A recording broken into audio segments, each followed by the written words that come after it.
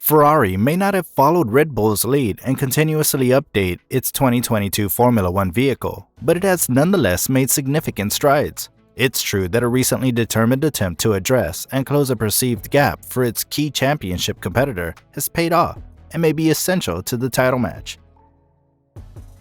GPS data from the Red Bull RB18 and Ferrari F175 from the beginning of the year showed that they accomplished their lap times in various ways. While Red Bull extended their legs on the straights with a huge top speed, Ferrari performed better in the slow and middle turns.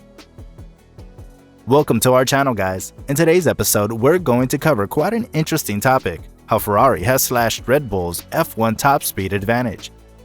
Before we start the video, if you're new to our channel, hit the subscribe button and press the bell icon. Additionally, it was impossible to ignore Ferrari's substantial shortcomings, especially when the DRS was enabled, as team manager Matteo Binotto freely acknowledged. Without a sure, we were at a disadvantage against Red Bull, especially when it came to straight-line speed in the DRS region. We put a lot of effort into comparing the strength of their DRS to ours. Thus, at the Canadian Grand Prix, a new rear wing was the result of all that labor, but occasionally, the team would only have enough replacement components for one of its drivers. The result of that labor was a new rear wing that was unveiled during the Canadian Grand Prix, although the team only had enough parts on hand for one of its drivers. Due to the fact that the Monegasque driver had to start the race from the rear because of power unit penalties, Charles Leclerc was chosen. A pit lane start for moving to the older standard would not have been an absolute catastrophe if he spun and broke it during the wet qualifying session. Already in Montreal, it became clear how dissimilar the two wings were from one another. This was supported by the official speed trap data, which showed that Leclerc had the highest average speed at 342.7 km per hour, while Sainz could only manage 331.3 km per hour. Over the finish line, Leclerc led the pack with a speed of 300.6 km per hour, while Sainz was behind at 294 km per hour. The wing has undergone a number of modifications, including a substantial shortening of the chord length of the main plane in the center, which results in a considerably easier transition to the road end plates. This aids in the downforce and drag reduction that has been noticed, but the beam wing revisions, in which both components have had their tips trimmed, should also be taken into account. Ferrari is benefiting from the modifications made to the transition section of the outer area of the wing when it can use DRS, which is crucial when thinking about qualifying.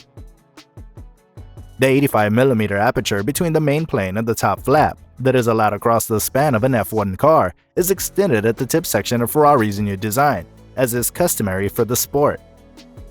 Though it's important to keep in mind that this is a compromise between the conflicting design elements, Ferrari has previously preferred enhanced drag reduction when DRS wasn't in use. The drivers must be aware of a trade-off between their preferred setup options and the tire's performance over the course of a race stint as a result of the alterations that have been made. Red Bull believes there's more performance to be gained from other aspects of the RB18's design. Therefore, it's been tweaking and optimizing them.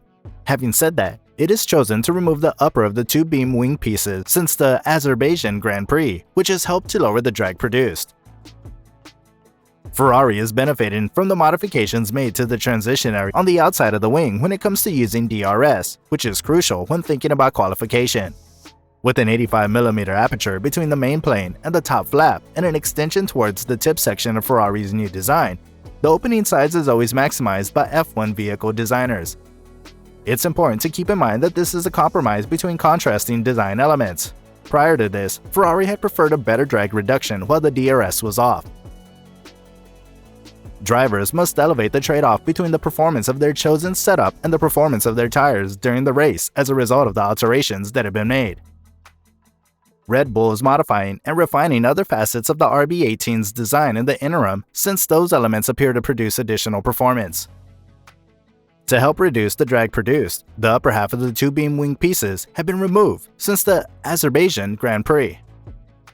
Following recent modifications to their vehicle, Ferrari believes the Red Bull's advantage in straight-line speed is now negligible at best. This season, the two teams have created by far the best vehicles on the grid, outperforming everyone else by a significant margin. The F175 from Ferrari has typically had the advantage in the corners, but Red Bull has made up for that with the RB18's superior straight-line performance. Therefore, Max Verstappen and Sergio Perez have typically been able to hold them off with raw power down the straights, while Charles Leclerc and Carlos Sainz have been snappier in the slower sectors of a circuit. But Mattia Binotto thinks that might no longer be the case. The Ferrari CEO acknowledged that the Scuderia has been searching for a solution and is confident that they found it. As demonstrated at the Austrian Grand Prix, Ferrari is now nearly as quick as Red Bull in the quicker areas of a circuit, thanks to a newly designed low-drag rear wing utilized in conjunction with DRS.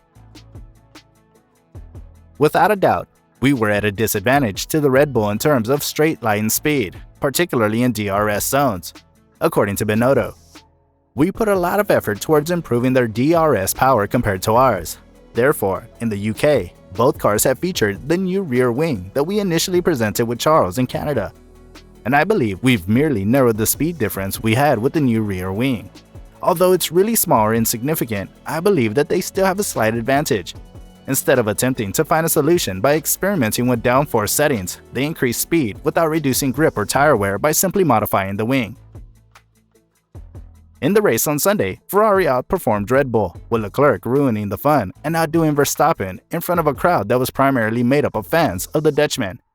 The Scuderia appeared to be headed for a 1-2 finish, but Sainz was stopped when his engine failed and flames enveloped his vehicle. Leclerc's victory in the race helped him narrow his deficit to the defending champion, who's currently only 38 points behind him. Red Bull's lead in the constructors' standings has been reduced to 56 points, setting up a potentially exciting battle in both championships for the second half of the season. With this, we sum up our video. Do like, share, and subscribe. Thank you for watching.